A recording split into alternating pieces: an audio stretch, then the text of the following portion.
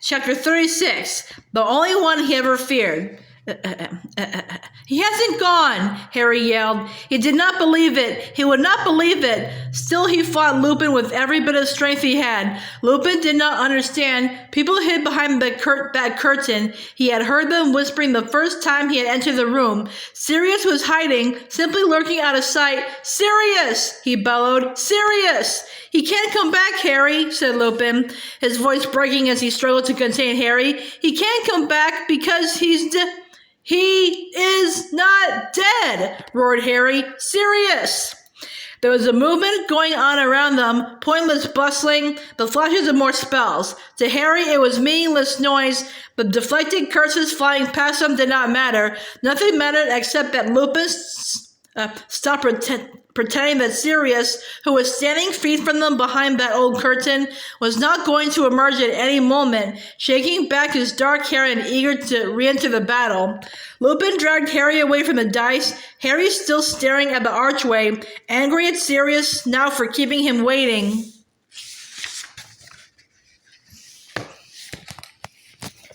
But some part of him realized, even as he fought to break free from Lupin, that Sirius had never kept him waiting before. Sirius had risked everything, always, to see Harry, to help him. If Sirius was not reappearing out of that archway when Harry was yelling for him as though his life depended on it, the only possible explanation was that he could not come back, that he really was. Dumbledore had most of the remaining Death Eaters grouped in the middle of the room, seemingly immobilized by invisible ropes. Mad-Eye Moody had crawled across the room to where Tonks lay and was attempting to revive her. Behind the dice, there were still flashes of light, grunts, and cries. Kingsley had run forward to continue Sirius's duel with Bellatrix. Harry? Neville had slid down the stone benches one by one to the place where Harry stood. Harry was no longer struggling against Lupin, who maintained a precautionary grip on his arm nevertheless. Harry, I'm really sorry, said Neville. His legs were still dancing uncontrollably. Was Sirius Black a friend of yours? Harry nodded. Here, said Lupin quietly, and pointing his wand at Neville's legs, he said, Finite. The spell was lifted. Neville's legs fell back onto the floor and remained still. Lupin's face was pale. Let's find the others. Where are they all, Neville? Lupin turned away from the archway as he spoke. It sounded as though every word was causing him pain. They're all back there, said Neville. A brain attack, Ron, but I think he's all right, and Hermione's unconscious, but we could feel a pulse. There was a loud bang and a yell from behind the dice. Harry saw Kingsley, yelling in pain, hit the ground. Bellatrix's strange turn tail and ran as Dumbledore whipped around. He aimed a spell at her, but she deflected it. She was halfway up the steps now. Harry, no! Cried Lupin, but Harry had already ripped his arm from Lupin's slackened grip. She killed Sirius! Bellowed Harry. She killed him! I'll kill her! And he was off, scrambling up the stone benches. People were shouting behind him, but he did not care. The hem of Bellatrix's robes whipped out of sight ahead, and they were back in the room where the brains were swimming. She aimed a curse over her shoulder. The tank rose into the air and tipped. Harry was deluged in a foul-smelling potion within. The brains slipped and slid over him and began spinning their long, colored tentacles, but he shouted, Wingardium Leviosa! And they flew into the air from him. Slipping and sliding, he ran on toward the door. He leapt over Luna, who was groaning on the floor, past Ginny, who said, Harry, what? Past Ron, who giggled feebly, and Hermione, who was still unconscious. He wrenched open the door into the circular black hall and saw Bellatrix disappearing through a door on the other side of the room. Beyond her was the corridor leading back to the lifts. He ran, but she had slammed the door behind her, and the walls had begun to rotate again. Once more, he was surrounded by streaks of blue light from the whirling candelabra. Where's the exit? He shouted desperately as the wall rumbled to a halt again. Where's the way out? The room seemed to have been waiting for him to ask. The door right behind him flew open, and the corridor toward the lift stretched ahead of him, torchlit and empty. He ran. He could hear a lift clattering ahead of him. He sprinted up the passageway, swung around the corner, and slammed his fist onto the button to call a second lift. It jangled and banged lower and lower. The grill slid open and Harry dashed inside, now hammering the button-marked atrium. The door slid shut and he was rising. He forced his way out of the lift before the grills were fully open and looked around. Bellatrix was almost at the telephone lift at the other end of the hall, but she looked back as he sprinted toward her and aimed another spell at him. He dodged behind the fountain of magical brethren. The spell zoned past them and hit the rock gold gates at the other end of the atrium so that they rang like bells.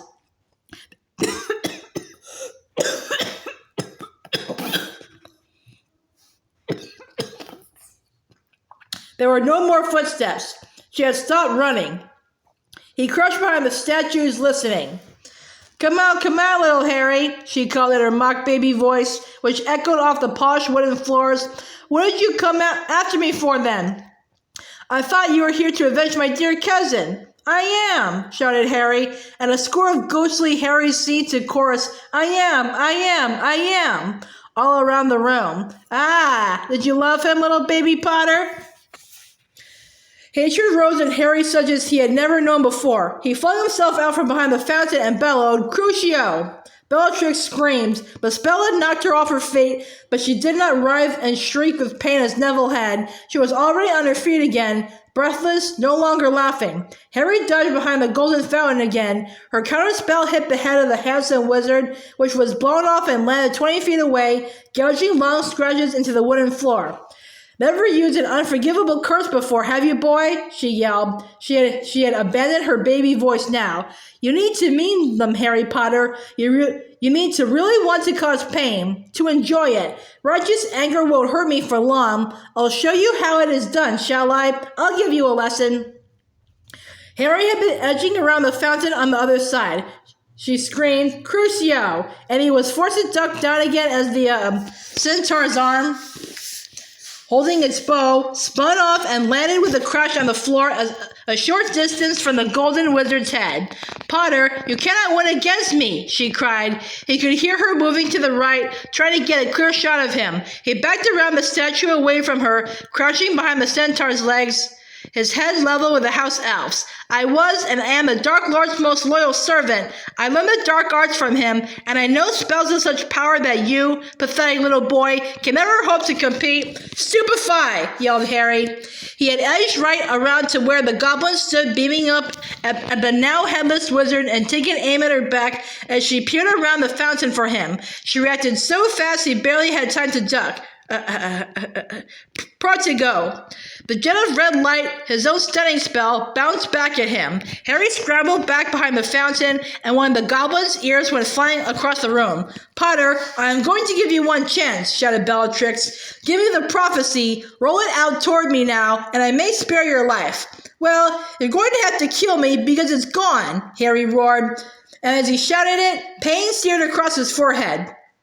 His scar was on fire again, and he felt a surge of fury that was quite unconnected with his own rage. And he knows, said Harry with a mad laugh to match Bellatrix's own. Your dear old mate Voldemort knows it's gone. He's not going to be happy with you, is he? What? What do you mean? She cried, and for the first time there was fear in her voice. The prophecy smashed when I was trying to get Neville up the steps. What do you think Voldemort will say about that, then? His scar seared and burned. The pain of it was making his eyes stream.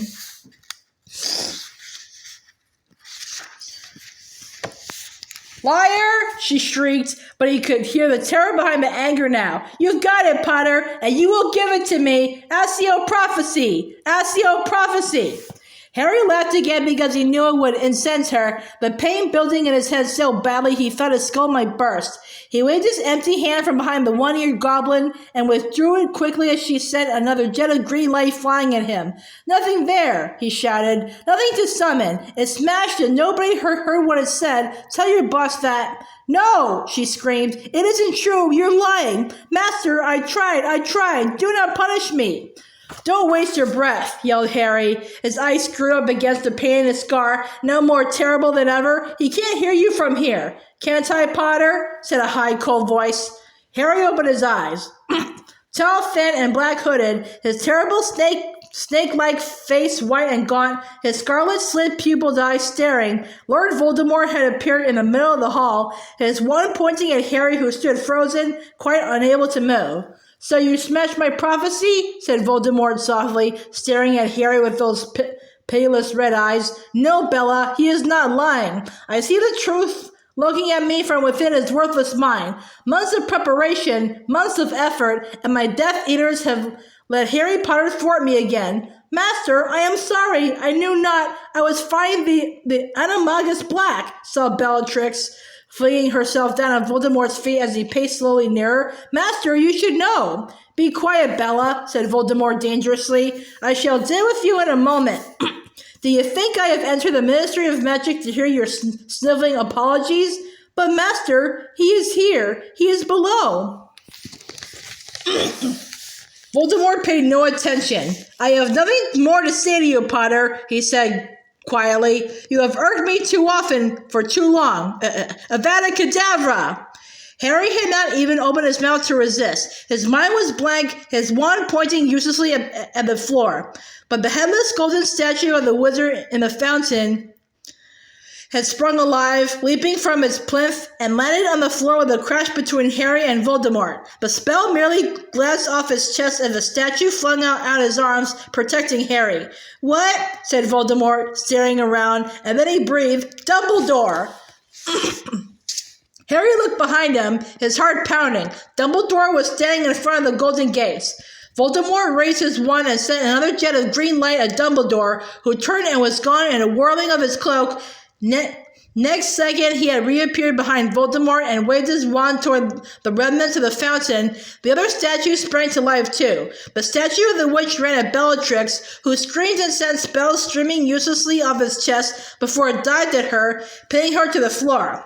Meanwhile, the goblin and the house elf scuttled toward the fireplaces set along the wall, and the one-armed centaur galloped at Voldemort, who vanished and reappeared beside the pool. The headless statue thrust Harry backward, away from the fight, as Dumbledore advanced on Voldemort, and the golden centaur cantered around them both. It was foolish to come here tonight, Tom, said Dumbledore calmly. The Aurors are on their way. But which time I shall be gone... and you dead, spat Voldemort. He sent another killing curse at Dumbledore, but missed, instead hitting the security guard's desk, which burst into flame. Dumbledore flickered his own wand. The force of the spell that emanated from it was such that Harry, though shielded by a stone guard, felt his hair stand on end as it passed, and this time Voldemort was forced to conjure a shining silver shield out of thin air to deflect it. The spell, whatever it was, caused no visible damage to the shield, though a deep gong-like note reverberated from it, an oddly chilling sound. You do not seek to kill me, Dumbledore? Cried Voldemort. His scarlet eyes narrowed over the top of the shield. Above such brutality, are you? We both know that there are other ways of destroying a man, Tom, Dumbledore said calmly, continuing to walk toward Voldemort as though he had not a fear in the world, as though nothing had happened to interrupt the stroll up the hall. Merely taking your life would not satisfy me, I admit. There is nothing worse than death, Dumbledore, snarled Voldemort. You are quite wrong, said Dumbledore, still closing in upon Voldemort and speaking as lightly as though they were discussing the matter over drinks. Harry felt scared to see him walking along, undefended, shieldless. He wanted to cry out a warning, but his headless guard kept shunting him backward toward the wall, blocking his every attempt to get out from behind it. Indeed, your failure to understand that there are things much worse than death has always been your greatest weakness. Another jet of green light flew from behind the silver shield.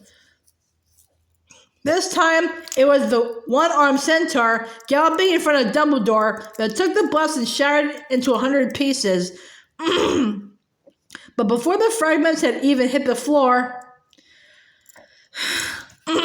Dumbledore had drawn back his wand and waved it as though brandishing a whip. A long, thin flame flew from the tip and wrapped itself around Voldemort, shield and all. For a moment, it seemed Dumbledore had won, but then the fiery rope became a serpent, which relinquished its hold upon Voldemort at once and turned, hissing furiously, to face Dumbledore. Voldemort vanished. The snake reared from the floor, ready to strike. There was a burst of flame in midair above Dumbledore just as Voldemort reappeared, standing on the plinth in the middle of the pool where so recently the 5 statues had stood. "Look out!" Harry yelled. But even as he shouted, one more jet of green light had flown at Dumbledore from Voldemort's wand, and the snake had struck. Fawkes swooped down in front of Dumbledore, opened his beak wide, and swallowed the jet of green light whole. He burst into flame and fell to the floor, small, wrinkled, and flightless.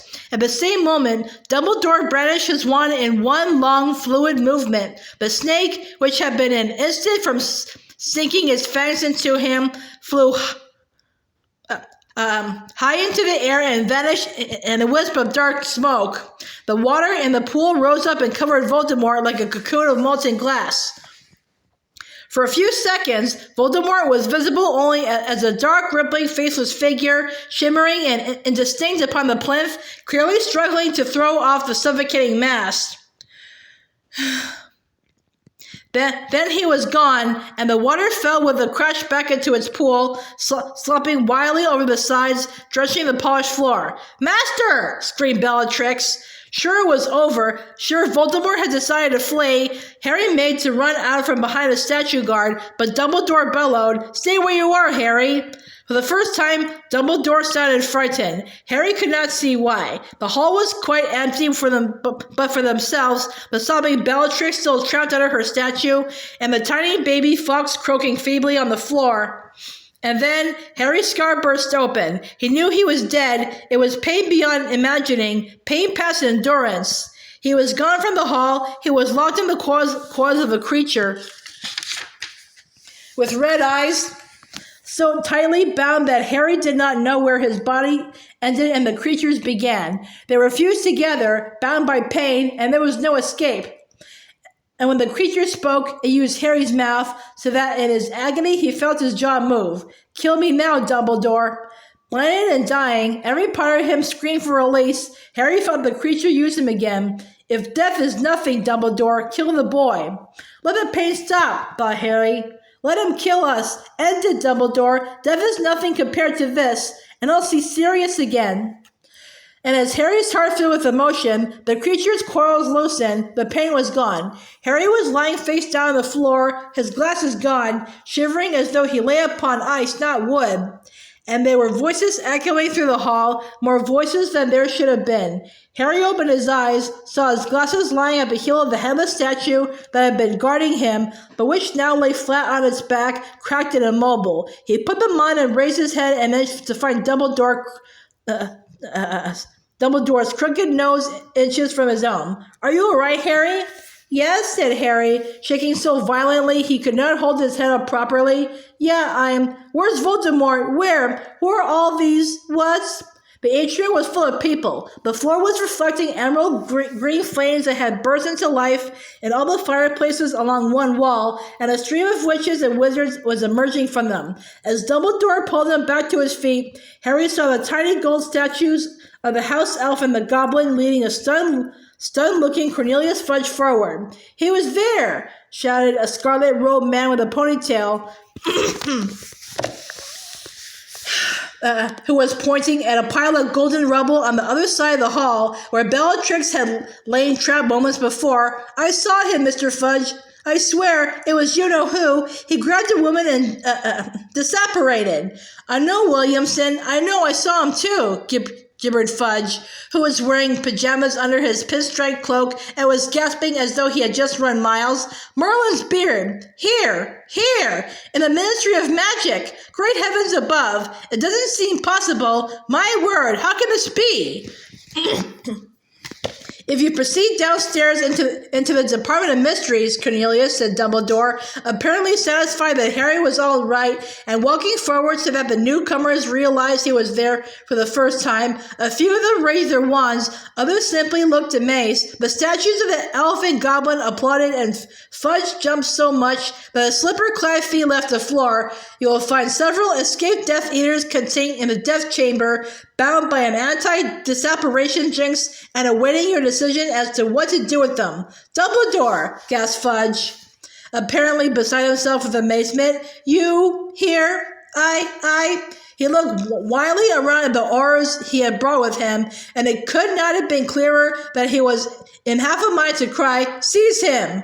Cornelius, I am ready to fight your men, and win again, said Dumbledore in a thunderous voice. But a few minutes ago, you saw proof with your own eyes that I have been telling you the truth for a year. Lord Voldemort has returned. You have been chasing the wrong men for 12 months, and it is time you listen to sense. I don't, well, blustered Fudge, looking around as though hoping somebody was going to tell him what to do. But nobody did, he said. Very well. Dawlish, Williamson, go down to the Department of Mysteries and see. Dumbledore, you will need to tell me exactly. The Fountain of Magical Brethren, what happened? He added in a kind of whimper, staring around at the floor where the remains of the statues of the witch, wizard, and centaur now lay scattered. We can discuss that after I have sent Harry back to Hogwarts, said Dumbledore. Harry Potter? Fudge wheeled around and stared at Harry, who was still standing against the wall beside the fallen statue that had been guarding him during Dumbledore and Voldemort's duel. Here? Said Fudge, goggling at Harry. Why, what's all this about? I shall explain everything, repeated Dumbledore, when Harry is back at school. He walked away from the pool to the place where the golden wizard's head lay on the floor. He pointed his wand at it and muttered, Portus. The head glowed blue and trembled noisily against the wooden floor for a few seconds, then became still once more.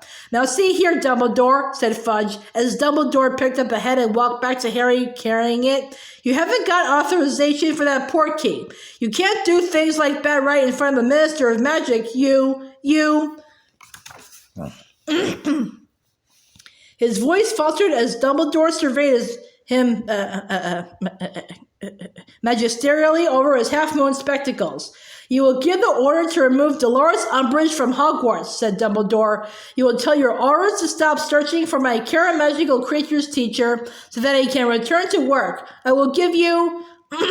Dumbledore pulled a watch with 12 hands from his pocket and surveyed it. Half an hour of my time tonight, in which I think we shall be more than able to cover the important points of what has happened here.